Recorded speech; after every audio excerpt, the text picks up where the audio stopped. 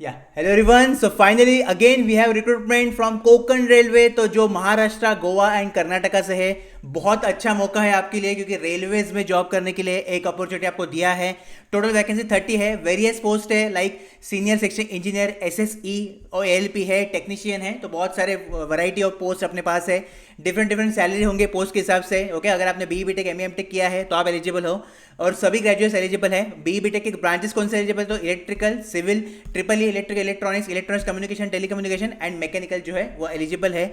Now we will see detail information quickly, so let's start the video. तो first important point, percentage criteria कुछ भी नहीं है, just आपके हाथ में डिग्री होना चाहिए तो आप एलिजिबल हो इस पोस्ट के लिए।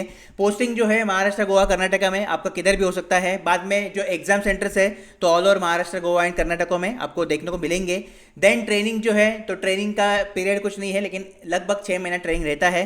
प्रोसेस जो है सिर्फ और सिर्फ सीबीटी होने वाला है और एएलपी के लिए सीबीटी प्लस जो स्किल टेस्ट है वो होगा। बाद में जो इंपॉर्टेंट चीज़ है कि फाइनल कैंडिडेट एलिजिबल नहीं है, तो जिनका भी डिग्री अभी तक हाथ में नहीं आया है या फाइनल ईयर में है, आप एलिजिबल नहीं हो इसके लिए। सेकंड पोस्ट जो है कि आप मल्टीपल पोस्ट के लिए अप्लाई कर सकते हो।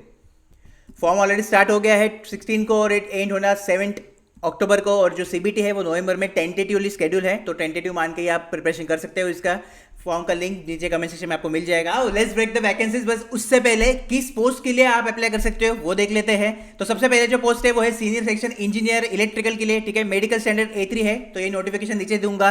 प्रॉपरली गो थ्रू करो मेडिकल स्टैंडर्ड, बिकॉज रेलवेज का मेडिकल स्ट्रिक्ट है। ओके, बाद में प्रॉब्लम हो सकता है अगर आप उसमें एलिजिबल नहीं हो तो जिन्होंने भी इलेक्ट्रिकल, इलेक्ट्रॉनिक्स या मैकेनिकल किसी भी स्ट्रीम में बी टेक किया है आप एलिजिबल हो इसके लिए। ठीक है, टेक्नीशियन के लिए एसएससी और आईटीआई चाहिए एंड एएलपी के लिए भी आईटीआई और डिग्री लगेगा। बाद में सिविल, जिन्होंने सिविल इंजीनियरिंग किया है और सब स्ट्रीम भी है तो आप एलिजिबल हो एसएससी के लिए।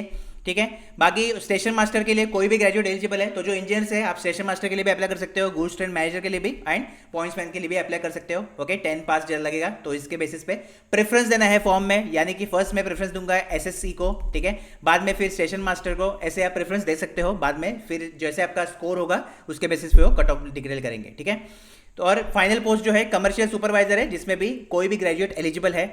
कितना वैकेंसीज है? तो इलेक्ट्रिकल के लिए टोटल 5 वैकेंसी है, ओपन के लिए 3 है, then SC 1 and OBC 1 vacancy है। सिविल के लिए भी टोटल जो है 5 वैकेंसी दिए है एसएसई को। ठीक है, बाद में जो अपना स्टेशन मास्टर है उसके लिए 10 वैकेंसी, पॉइंट्समैन के लिए 60 एंड गुड्स ट्रेन मैनेजर के लिए 5 वैकेंसीज है। ठीक है, तो सबसे पहले जो है एग्जाम पैटर्न देख लेते हैं। तो एग्जाम पैटर्न क्या है? 90 मिनट्स का ड्यूरेशन दिया है। General science 10, basic mathematics 20, general awareness आपको पढ़ना है रीजनिंग के साथ 20 के लिए, और टेक्निकल आपका आएगा 50।